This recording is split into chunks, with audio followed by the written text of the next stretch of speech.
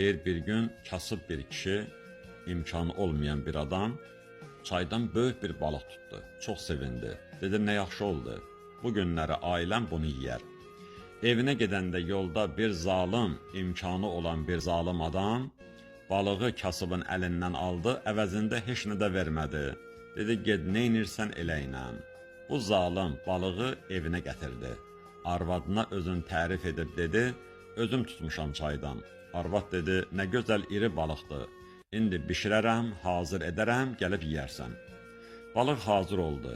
Bu adam balığı yeyəndə balığın bir tikanı batdı kişinin barmağına. Barmağı bir neçə gün ağrı verdi. Həkim çağırdı. Həkim dedi, barmağın çirk edib, gərək barmağını kəsəm. Kişi çox narahat oldu, dedi, yox, barmağımı kəsmə. Amma ged-gedə ağrı artırdı. Birdən kişinin yadına gəldi, kasıb